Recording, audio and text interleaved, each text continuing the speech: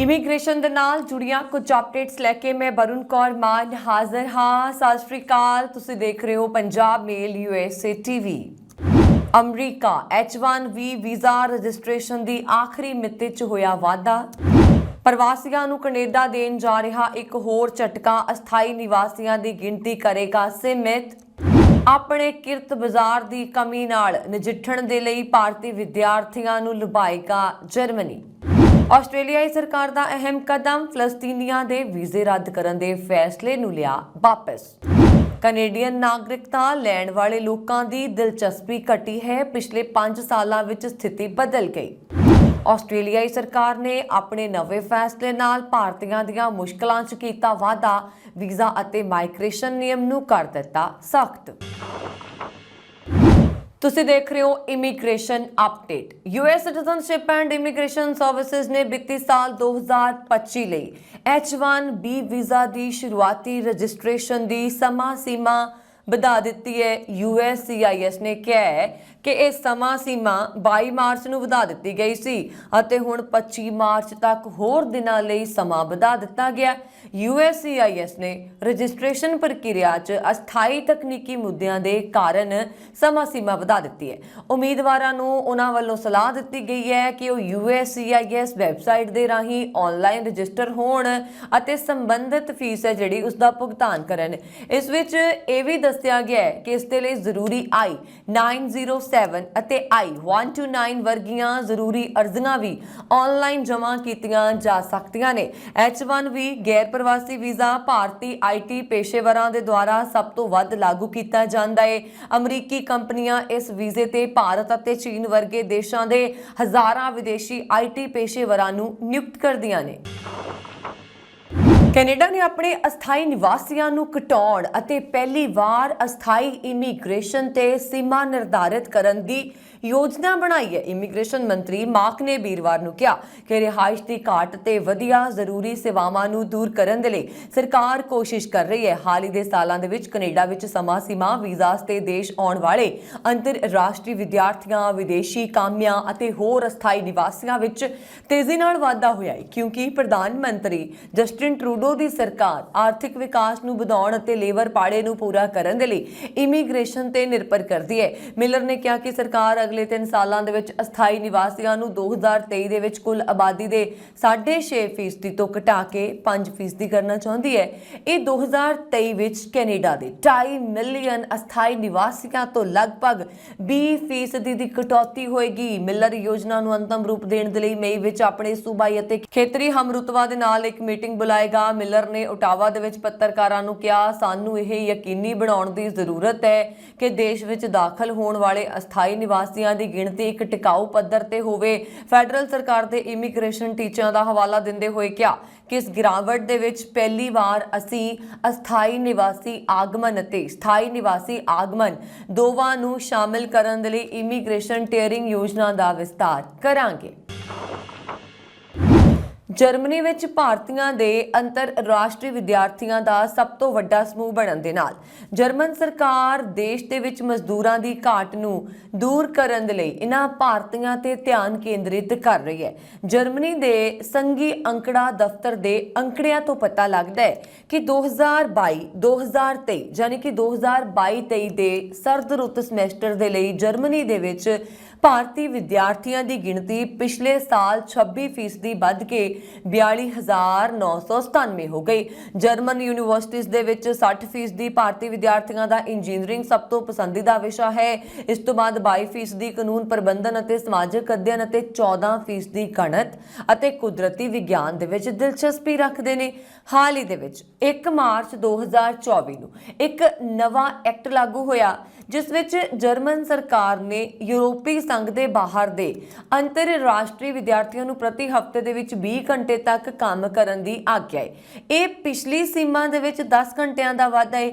ਇਹ ਨਿਯਮ ਉਹਨਾਂ ਵਿਦਿਆਰਥੀਆਂ ਨੂੰ ਕਵਰ ਕਰੇਗਾ ਜੋ ਵਿਦਿਅਕ ਪ੍ਰੋਗਰਾਮਾਂ ਦੀ ਖੋਜ ਕਰਨ ਦੇ ਲਈ ਜਰਮਨੀ ਆਉਂਦੇ ਨੇ ਪਰ ਅਜੇ ਤੱਕ ਕਿਸੇ ਯੂਨੀਵਰਸਿਟੀ ਦੇ ਵਿੱਚ ਦਾਖਲਾ ਨਹੀਂ ਲਿਆ ਅਤੇ ਜੋ ਜਰਮਨ ਭਾਸ਼ਾ ਦੇ ਸਿਖਲਾਈ ਕੋਰਸ ਕਰ ਰਹੇ ਨੇ। ਜਰਮਨ ਅਕਾਦਮਿਕ ਐਕਸਚੇਂਜ ਸਰਵਿਸਿਜ਼ ਦੇ ਪ੍ਰਧਾਨ ਡਾਕਟਰ ਮੁਖਰਜੀ ਨੇ ਕਿਹਾ ਕਿ ਜਰਮਨ ਲੇਬਰ ਬਾਜ਼ਾਰ ਵਿੱਚ ਹੁਨਰਮੰਦ ਕਾਮਿਆਂ ਦੀ ਵੱਧਦੀ ਘਾਟ ਨੂੰ ਦੂਰ ਕਰਨ ਦੇ ਲਈ ਅਕਾਦਮਿਕ ਡਿਗਰੀਆਂ ਹਾਸਲ ਕਰਨ ਵਾਲੇ ਭਾਰਤੀ ਵਿਦਿਆਰਥੀਆਂ ਲਈ ਜਰਮਨ ਲੇਬਰ ਮਾਰਕੀਟ ਨੂੰ ਆਕਰਸ਼ਕ ਬਣਾਉਣਾ ਮਹੱਤਵਪੂਰਨ ਹੈ।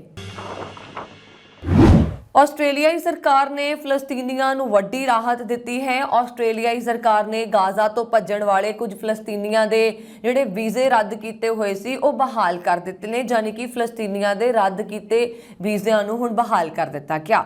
ਸਮਾਚਾਰ ਏਜੰਸੀ ਸ਼ਨੂਹਾ ਦੀ ਰਿਪੋਰਟ ਦੇ ਮੁਤਾਬਕ ਫਲਸਤੀਨ ਆਸਟ੍ਰੇਲੀਆ ਰਿਲੀਫ ਐਂਡ ਐਕਸ਼ਨ ਸਮੂਹ ਦੀ ਕਾਰਜਕਾਰੀ ਨਿਰਦੇਸ਼ਕ ਰਾਸ਼ਾ ਅਬਾਸ ਨੇ ਸੋਮਵਾਰ ਨੂੰ ਦੱਸਿਆ ਕਿ ਉਹਨਾਂ ਦਾ ਸੰਗਠਨ ਜਿਹੜੇ 11 ਫਲਸਤੀਨੀਆਂ ਦਾ ਆਸਟ੍ਰੇਲੀਆਈ ਵੀਜ਼ਾ ਬਿਨਾਂ ਕਿਸੇ ਚੇਤਾਵਨੀ ਦੇ ਰੱਦ ਕਰਨ ਦਾ ਸਮਰਥਨ ਕਰ ਰਿਹਾ ਸੀ, ਉਹਨਾਂ ਵਿੱਚੋਂ 8 ਨੂੰ ਬਹਾਲ ਕਰ ਦਿੱਤਾ ਗਿਆ ਹੈ। ਫੈਡਰਲ ਸਰਕਾਰ ਨੂੰ ਮਾਰਚ ਦੇ ਸ਼ੁਰੂ ਦੇ ਵਿੱਚ ਵੀਜ਼ਾ ਰੱਦ ਕਰਨ ਦੇ ਫੈਸਲੇ ਨੂੰ ਲੈ ਕੇ ਆਲੋਚਨਾ ਦਾ ਸਾਹਮਣਾ ਕਰਨਾ ਪਿਆ ਸੀ, ਜਿਸ ਨਾਲ ਰੱਦ ਹੋਣ ਦੀ ਸੂਚਨਾ ਦਿੱਤੇ ਜਾਣ ਤੋਂ ਪਹਿਲਾਂ ਕੁਝ ਫਲਸਤੀਨੀ ਤੀਜੇ ਦੇਸ਼ ਵਿੱਚ ਫਸ ਗਏ, ਜਿਨ੍ਹਾਂ ਦੇ ਵੀਜ਼ੇ ਰੱਦ ਕੀਤੇ ਗਏ ਸੀ। ਉਹਨਾਂ ਵਿੱਚੋਂ ਕੁਝ ਨੂੰ ਭੇਜੇ ਗਏ ਪੱਤਰਾਂ 'ਚ ਗ੍ਰਹਿ ਵਿਭਾਗ ਨੇ ਦੋਸ਼ ਲਗਾਇਆ ਕਿ ਉਹ ਆਸਟ੍ਰੇਲੀਆ ਦੇ ਵਿੱਚ ਆਗਿਆ ਤੋਂ ਵੱਧ ਸਮਾਂ ਰਹਿ ਕੇ ਆਪਣੇ ਵਿਜ਼ਟਰ ਵੀਜ਼ਾ ਦੀਆਂ ਸ਼ਰਤਾਂ ਦੀ ਉਲੰਘਣਾ ਕਰਨ ਦੀ ਯੋਜਨਾ ਬਣਾ ਰਹੇ ਨੇ। ਅਬਾਸ ਨੇ 9 ਐਂਟਰਟੇਨਮੈਂਟ ਅਖਬਾਰਾਂ ਨੂੰ ਦੱਸਿਆ, ਅਸੀਂ ਖੁਸ਼ ਕਿ ਆਸਟ੍ਰੇਲੀਆ ਦੀ ਯਾਤਰਾ ਕਰਨ ਦੇ ਯੋਗ ਨੇ। ਅਬਾਸ ਨੇ ਅੱਗੇ ਕਿਹਾ ਕਿ ਅਸੀਂ ਉਹਨਾਂ ਲਈ ਉਡਾਣਾਂ ਦੀ ਬੁਕਿੰਗ ਤੇ ਕੰਮ ਕਰ ਰਹੇ ਹਾਂ ਤੇ ਬਾਕੀ ਵੀਜ਼ਾ ਧਾਰਕਾਂ ਲਈ ਪ੍ਰਕਿਰਿਆ ਤੇ ਅਸੀਂ ਸਰਕਾਰ ਨਾਲ ਕੰਮ ਕਰਾਂਗੇ। ਤੇ ਦੱਸ ਦਈਏ ਕਿ ਗਾਜ਼ਾ ਵਿੱਚ ਮੌਜੂਦ ਸੰਘਰਸ਼ ਸ਼ੁਰੂ ਹੋਣ ਤੋਂ ਬਾਅਦ ਆਸਟ੍ਰੇਲੀਆਈ ਸਰਕਾਰ ਨੇ ਫਲਸਤੀਨੀਆਂ ਦੇ ਲਈ 2200 ਅਤੇ ਇਜ਼ਰਾਈਲੀਆਂ ਲਈ 2400 ਵੀਜ਼ਾ ਦਿੱਤੇ ਨੇ। ਕਈ ਸਾਲ ਪਹਿਲਾਂ ਲੋਕਾਂ ਦੇ ਵਿੱਚ ਕੈਨੇਡਾ ਦਾ ਨਾਗਰਿਕ ਬਣਨ ਦਾ ਜਿਹੜਾ ਕਰੇਜ਼ ਸੀ ਉਹ ਕਰੇਜ਼ ਹੁਣ ਘਟਣ ਲੱਗਾ ਹੈ। ਪਿਛਲੇ 2 ਦਹਾਕਿਆਂ ਦੌਰਾਨ ਕੈਨੇਡਾ ਦੀ ਨਾਗਰਿਕਤਾ ਦਰ ਵਿੱਚ 30% ਦੀ ਗਿਰਾਵਟ ਆਈ ਹੈ। 2006 ਤੋਂ 2016 ਤੱਕ ਸਥਿਤੀ ਬਦਲਣੀ ਸ਼ੁਰੂ ਹੋ ਗਈ। ਉਦੋਂ ਤੋਂ ਹੁਣ ਤੱਕ ਇੱਕ ਬਹੁਤ ਵੱਡੀ ਤਬਦੀਲੀ ਆਈ, ਜਿਸ ਵਿੱਚ ਭਾਰਤੀਆਂ ਦੀ ਵੀ ਕੈਨੇਡੀਅਨ ਨਾਗਰਿਕਤਾ ਦੇ ਵਿੱਚ ਦਿਲਚਸਪੀ ਖਤਮ ਹੋ ਗਈ ਹੈ ਅਤੇ ਪ੍ਰਵਾਸੀ ਹੁਣ ਕੈਨੇਡੀਅਨ ਨਾਗਰਿਕਤਾ ਦੇ ਲਈ ਪਹਿਲਾਂ ਵਾਂਗ ਕਾਹਲੀ ਨਹੀਂ ਕਰਦੇ। ਪ੍ਰਵਾਸੀਆਂ ਵਿੱਚ ਨਾਗਰਿਕਤਾ ਦਰ ਵਿੱਚ 30% ਦੀ ਗਿਰਾਵਟ ਆਈ ਹੈ। 1996 ਵਿੱਚ 75% ਤੋਂ ਵੱਧ ਪ੍ਰਵਾਸੀਆਂ ਨੇ ਨਾਗਰਿਕਤਾ ਲਈ ਅਰਜ਼ੀ ਦਿੱਤੀ ਸੀ। ਸਾਲ 2021 ਚ ਇਹ ਅੰਕੜਾ ਘਟ ਕੇ 45.7% ਤੇ ਆ ਗਿਆ। ਕੈਨੇਡੀਅਨ ਨਾਗਰਿਕਤਾ ਦੇ ਵਿੱਚ ਦਿਲਚਸਪੀ ਉਹ ਨਹੀਂ ਹੈ ਜੋ ਪਹਿਲਾਂ ਹੁੰਦੀ ਸੀ। ਇੱਕ ਸਮੇਂ ਭਾਰਤੀਆਂ ਦੇ ਵਿੱਚ ਕੈਨੇਡਾ ਜਾਣ ਅਤੇ ਸੈਟਲ ਹੋਣ ਦਾ ਬਹੁਤ ਵੱਡਾ ਕਰੇਜ਼ ਸੀ, ਪਰ ਹੁਣ ਕੈਨੇਡਾ ਨੇ ਮੋੜ ਲਿਆ ਹੋਇਆ ਹੈ। ਭਾਰਤ ਹੀ ਨਹੀਂ, ਹਰ ਪਾਸੇ ਅਜਿਹਾ ਦੇਖਣ ਨੂੰ ਮਿਲਦਾ ਹੈ। ਇਸ ਕਾਰਨ ਕੈਨੇਡਾ ਦੀ ਨਾਗਰਿਕਤਾ ਦੀ ਮੰਗ ਵੀ ਘਟਣ ਲੱਗੀ। ਇੱਕ ਤਾਜ਼ਾ ਸਰਵੇਖਣ ਦੱਸਦਾ ਹੈ ਕਿ 20 ਸਾਲ ਪਹਿਲਾਂ ਦਾ ਕੈਨੇਡਾ ਅੱਜ ਦੇ ਕੈਨੇਡਾ ਨਾਲੋਂ ਬਹੁਤ ਵੱਖਰਾ ਹੈ। ਇਸ ਲਈ ਪ੍ਰਵਾਸੀ ਹੁਣ ਪਹਿਲਾਂ ਵਾਂਗ ਕੈਨੇਡੀਅਨ ਨਾਗਰਿਕਤਾ ਦੇ ਲਈ ਕਾਹਲੀ ਨਹੀਂ ਕਰਨਗੇ।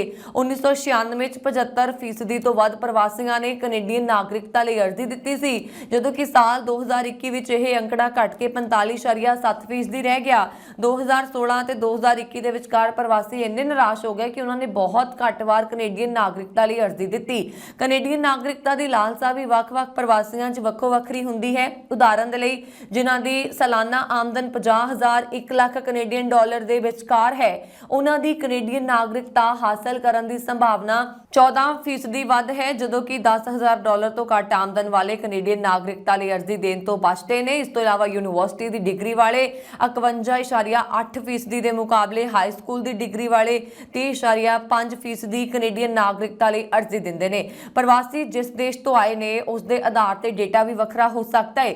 ਪੂਰਬੀ ਏਸ਼ੀਆਈ ਦੇਸ਼ਾਂ ਦੇ ਪ੍ਰਵਾਸੀਆਂ ਵਿੱਚ ਕੈਨੇਡੀਅਨ ਨਾਗਰਿਕਤਾ ਦੀ ਮੰਗ ਵਿੱਚ 58% ਦੀ ਗਿਰਾਵਟ ਆਈ ਹੈ, ਜਦੋਂ ਕਿ ਦੱਖਣ ਪੂਰਬੀ ਏਸ਼ੀਆਈ ਦੇਸ਼ਾਂ ਦੀ ਮੰਗ ਵਿੱਚ 40.7% ਦੀ ਗਿਰਾਵਟ ਆਈ ਹੈ। ਪੱਛਮੀ ਏਸ਼ੀਆਈ ਦੇਸ਼ਾਂ ਤੋਂ ਕੈਨੇਡੀਅਨ ਨਾਗਰਿਕਤਾ ਦੀ ਮੰਗ ਵਿੱਚ 30% ਦੀ ਕਮੀ ਆਈ ਹੈ। ਕੈਨੇਡੀਅਨ ਨਾਗਰਿਕਤਾ ਦੀ ਮੰਗ ਪੂਰਬੀ ਯੂਰੋਪੀਅਨ ਦੇਸ਼ਾਂ 'ਚ 29% ਅਤੇ ਮੱਧ ਅਮਰੀਕਾ ਦੇ ਲੋਕਾਂ 'ਚ 28.2% ਘਟੀ ਹੈ। 2006 ਤੋਂ 2016 ਤੱਕ ਸਥਿਤੀ ਬਦਲਣੀ ਸ਼ੁਰੂ ਹੋ ਗਈ ਹੈ, ਕਿਉਂਕਿ ਨਾਗਰਿਕਤਾ ਪ੍ਰੀਖਿਆ ਸਖਤ ਹੋ ਗਈ ਹੈ, ਭਾਸ਼ਾ ਦੇ ਹੁਨਰ ਦੀ ਮੰਗ ਵੱਧ ਗਈ ਹੈ। ਇਸ ਤੋਂ ਇਲਾਵਾ ਅਰਜ਼ੀ ਦੀ ਫੀਸ ਵੀ ਜ਼ਿਆਦਾ ਹੈ। ਇਸ ਡੇਟਾ ਵਿੱਚ ਕੋਵਿਡ ਨੇ ਵੀ ਮਹੱਤਵਪੂਰਨ ਭੂਮਿਕਾ ਨਿਭਾਈ ਹੈ, ਕਿਉਂਕਿ ਕੈਨੇਡੀਅਨ ਨਾਗਰਿਕਤਾ ਦੀ ਮੰਗ ਨੂੰ ਘਟਾਉਣ ਵਿੱਚ ਲਗਭਗ 40% ਦੀ ਭੂਮਿਕਾ ਕੋਵਿਡ ਕਾਰਨ ਰਹੀ ਹੈ। ਇਸ ਤੋਂ ਇਲਾਵਾ ਭਾਰਤ ਵਰਗੇ ਦੇਸ਼ਾਂ ਤੋਂ ਵੱਡੀ ਗਿਣਤੀ 'ਚ ਨੌਜਵਾਨ ਕੈਨੇਡਾ ਜਾਂਦੇ ਨੇ, ਪਰ ਫਿਰ ਨਾਗਰਿਕਤਾ ਦੇ ਲਈ ਕੋਸ਼ਿਸ਼ ਕਰਨੀ ਹੈ ਜਾਂ ਨਹੀਂ, ਇਹ ਉੱਥੋਂ ਦੇ ਹਾਲਾਤਾਂ ਨੂੰ ਦੇਖ ਕੇ ਹੀ ਤੈਅ ਹੁੰਦਾ ਹੈ।